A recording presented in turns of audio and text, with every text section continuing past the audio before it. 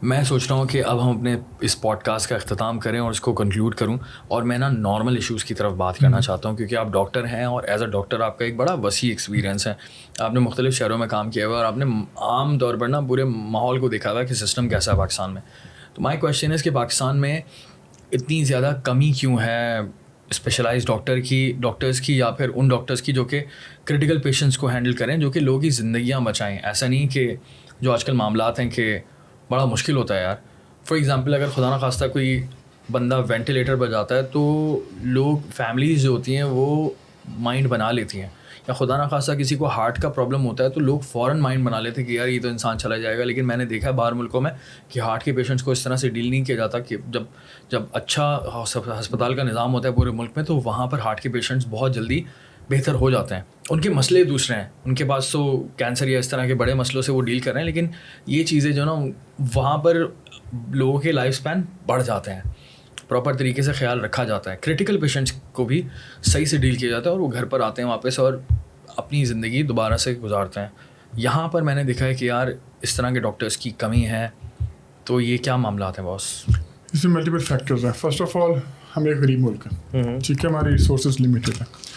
ہماری گورنمنٹس اور ہمارے بیوروکریسی وہ اس طرح اتنی ایفیشینٹ کبھی بھی نہیں رہی، کسی بھی دور میں نہیں رہی. پیسے ہیں ہی نہیں، اور اگر وہ ہوتی بھی تو ہمارے ریسورسز پہلے ہی اسٹرینڈ ہوتے ہیں، ہیلتھ بجٹس تھوڑے ہوتے ہیں. بہت سارا بجٹ آپ کا جو ہیلتھ کا ہے نا وہ تنخواہوں میں اور ہسپتالوں کی جو مینٹیننس میں لگ جاتا ہے. ٹھیک ہے، لائک ایک ایسٹیمیٹ لیں، اگر I'm from پنجاب، لائک 500-550 ارب کا بجٹ لائک لاسٹ ایئر تھا، تو اس میں 400-450 کا بجٹ تو مینٹیننس پہ ہی لگ گیا. جو اسپتالوں کی تنخواہیں ہیں، اسپتال جو آلریڈی چل رہے ہیں ان کو، دے آر بگ انسٹیٹیوشن، ہزاروں امپلائز ہیں ان کے، لاکھوں میں نہیں ہے. تو یہ سارے آپ کے پاس ڈیولپمنٹ کے لیے بہت تھوڑا سا فنڈ ہوتا ہے، ٹھیک ہے، بہت کنسٹرینڈ ہوتا ہے. اینڈ دا گورنمنٹ ہمارا جو سسٹم ہے اس کے اندر جو ہمارے رولز ہیں وہ یہ کہ ہم نے ہمیشہ نئی چیز لینی ہے، ہم سیکنڈ ہینڈ نہیں لے سکتے. تو وہ نئی چیزیں بہت مہنگی ہوتی ہیں، آلموسٹ 10 ٹائمز مہنگی ہوتی ہیں، اور پھر جب لی جاتی ہیں تو آف کورس تھوڑا اور زیادہ مہنگی لی جاتی ہیں، اور ایک لمبا پروسیس ہوتا ہے. تو اس وجہ سے جدید چیزیں آ نہیں سکتی. اب آپ پرائیویٹ ہاسپٹلس میں جائیں، وہ کہاں سے نئی مشینری لیتے ہیں؟ وہ سیکنڈ ہینڈ مشینری لیتے ہیں. اب جتنے بھی تمام پرائیویٹ ہاسپٹلس، تمام ٹاپ لائن پرائیویٹ ہاسپٹلس، ان کی تمام مشینری جو ہوتی ہے وہ باہر سے جو یوز ہو کے ختم ہو چکی ہوتی ہے، ریفربشڈ کہتے ہیں، ڈیڈ نہیں ہوتی. نئے ماڈل آتے ہیں تو پرانے ڈسکارڈ کرتے ہیں. ہمارے یہاں فون آتا ہے نا ریفربشڈ، گاڑیاں آتی ہیں گاڑیاں ریفربشڈ جاپان سے آ رہی ہیں، اچھی کوالٹی کی ہوتی ہیں، بہت کم کاسٹ میں ملتی ہیں. وہ کنٹینر اٹھاتے ہیں، لے آتے ہیں.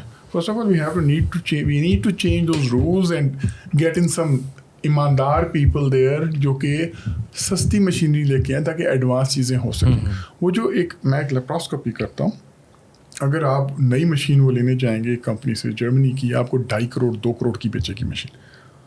میں سیکنڈ ہینڈ یہیں پاکستان میں مارکیٹ سے وہی چیز 20 لاکھ کی لے سکتا ہوں. زمین آسمان کا فرق ہے. تو 10 گنا کا فرق ہے. زمین آسمان کا فرق ہے. 10 اسپتالوں میں دے سکتے ہو، 10 اسپتالوں میں. دوسری یہ تو ہے گورنمنٹ کا، 10 گنا زیادہ پیشنٹس کو فائدہ ہو سکتے. دوسری بات، جو پرابلم آتا ہے بلیم کا، وہ ہمارے سینئر ڈاکٹرس پہ آتا ہے. ذرا بات ہم لوگ بینگ اے ڈاکٹر اتنا کرتے نہیں ہوتے، لیکن ہمارے ڈاکٹرس میں نا 2 کیٹیگریز بڑی کلیئر ہے. آپ لوگوں کے سامنے جو کہ میں زیادہ ڈاکٹر جو بہت کما رہا ہے، جو تھوڑا سنگ دل بھی ہے، جو پیسے کے پیچھے ہے، دس آر یوزلی دا سینئر لاٹ، اور وہ لوگ اتنا کام بھی نہیں کرتے ہوتے. گورنمنٹ ہاسپٹلس میں جو پالیسیز بنتی ہیں وہ لوگ بناتے ہوتے ہیں، not the younger lot. Younger lot enthusiastic ہوتی ہے. ڈاکٹر وہ بچہ بنتا ہے جو اپنے علاقے کا سب سے اچھا بچہ ہوتا ہے، جس نے کوئی غلط کاموں میں نہیں کیا ہوتا، پڑھائی کی ہوتی ہے، اور جینرلی وہ لوگ نیک نیتی سے ہوتے ہیں. واسٹ میجورٹی نے ہمیشہ عہد کیا ہوتا ہے ہم نے کسی کو ایکسٹرا پیسے نہیں چارج کرنے یا کبھی بھی نہیں کرنے، ہم نے کسی میڈیکل کمپنی سے ڈیل نہیں کرنی، اور بڑے نیک نیتی سے چل رہے ہوتے ہیں، اور بہت سے چلتے ہیں. پرابلم یہ ہوتا ہے کہ نا they are always under pressure. ڈاکٹروں کے جو والدین ہوتے ہیں نا، وہ ہمیشہ ہم سے ڈاکٹر بن گئے، تم کماتے نہیں ہو، تم ڈاکٹر بنو، پڑھائی کرو، پھر تم پیسے کمانا. وہ جو پیئر پریشرز ان کے اوپر اتنے ہوتے ہیں کہ وہ آہستہ آہستہ سسٹم ان کو پکڑنا اسٹارٹ کر دیتا ہے.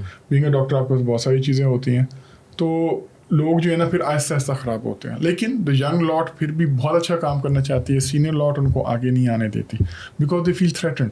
ایگوز بہت زیادہ ہیں, ان کو لگتا ہے کہ اگر ہم جو ہے نا اپنا جو نالج ہے وہ ان پہ ٹرانسفر کر دیں گے تو ہمارے کمپیٹیٹر بن جائیں گے. They keep them at a lower level. اس کا نقصان کیا ہوتا ہے, جو ہمارے جو سینئر ڈاکٹرز ہیں, یہ جو جدید ساری سرجریز ہیں, اول تو ان کو کرنی نہیں آتی. جو جدید آپریشنز ہیں, جو جدید طریقہ علاج ہے, اول تو ان کو آتی نہیں ہے. جن کو آتی ہے وہ اپنے تک رکھتے ہیں, وہ آگے ٹرانسفر نہیں کرتے. یہ ہم میں انڈینز میں اور پاکستانیز میں فرق ہے.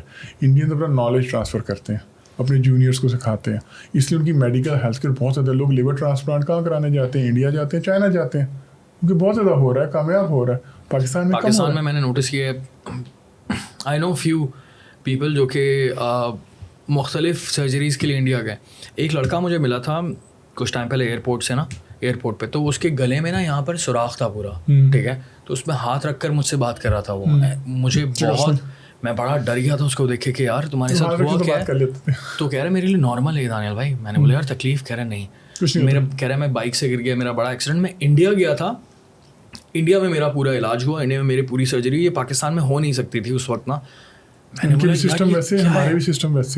دین پھر میرا ایک دوست ہے, اس کے والد صاحب کا لیور کا پرابلم تھا جو کہ ہیپیٹائٹس میں ہوتا ہے, بہت زیادہ خراب ہو جاتا ہے.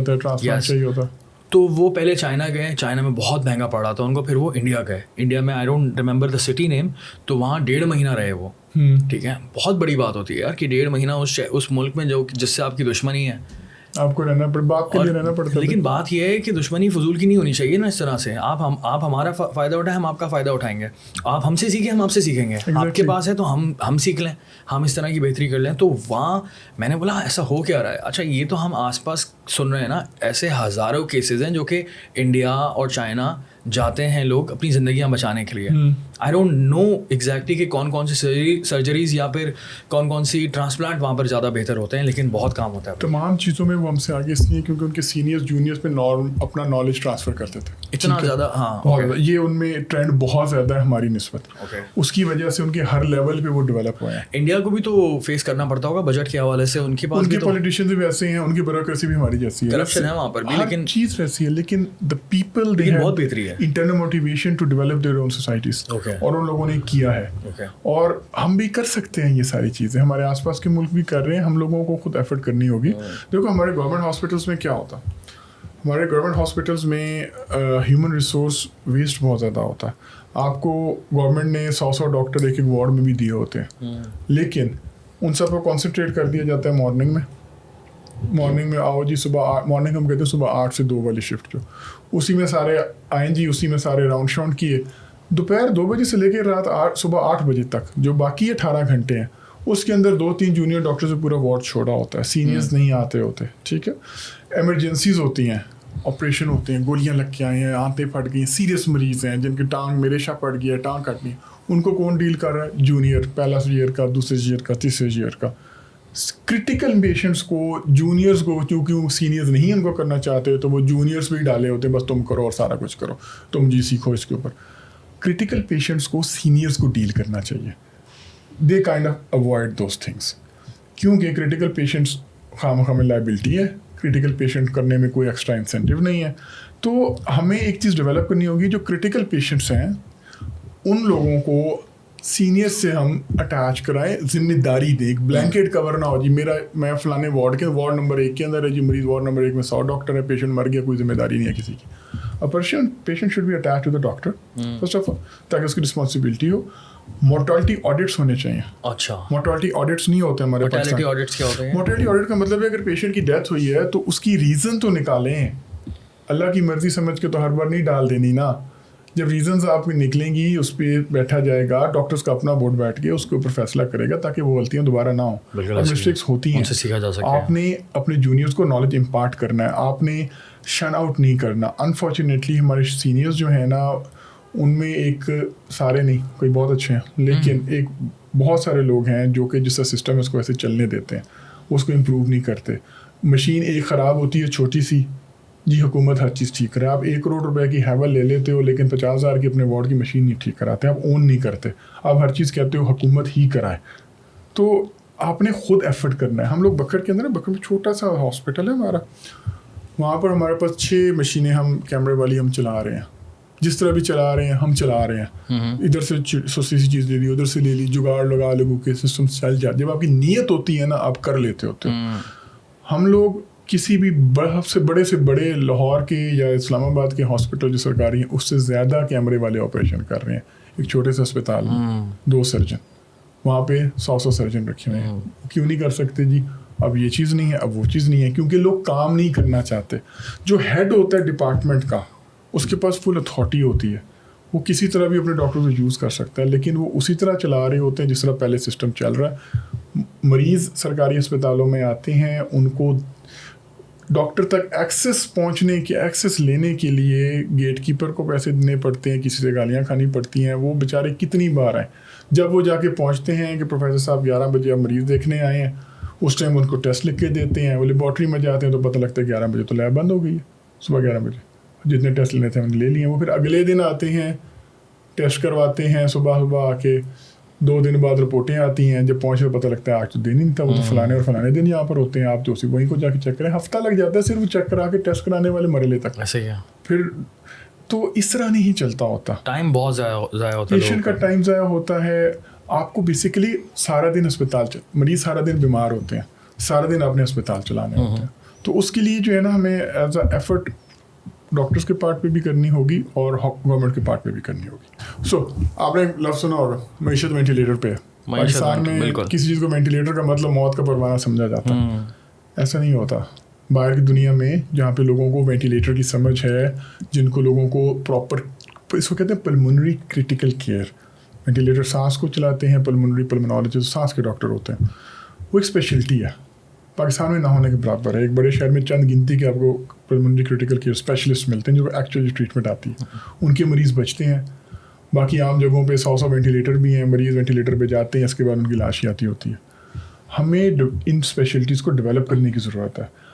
ڈاکٹرز ان اسپیشلٹیز میں اول تو فیسلٹیز نہیں ہیں, تو وہ اس میں اسپیشلٹیز ہے ہی نہیں, اور جو جاتا ہے تو وہ وہاں پر کیوں جائے, اس میں کوئی پرائیویٹ پریکٹس نہیں ہے, اس میں کوئی پیسے نہیں مل رہے. صبح سے شام تک کریٹیکل سک پیشنٹس کے ساتھ, تو اس خوف کے ساتھ ہو کہ مریض مر گیا تو لوگ مجھے ماریں گے بھی صحیح, تو کوئی جاتا ہی نہیں ہے. People avoid going to those specialities کیونکہ وہ اتنی ہائی رسک ہیں اور دیر از نو ریوارڈ. عام ڈاکٹر کی بھی وہی تنخواہ ہے, وہاں کے ڈاکٹر کی بھی وہی تنخواہ ہے.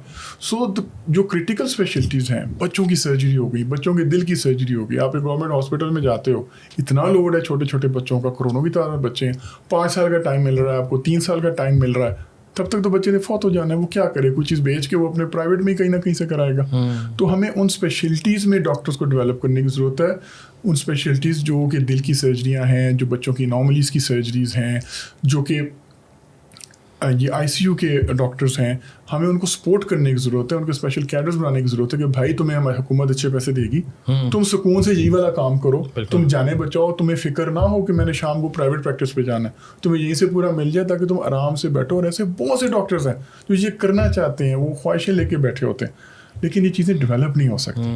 تو government needs to put an effort into it. The senior doctors have to guide the government. It's their job.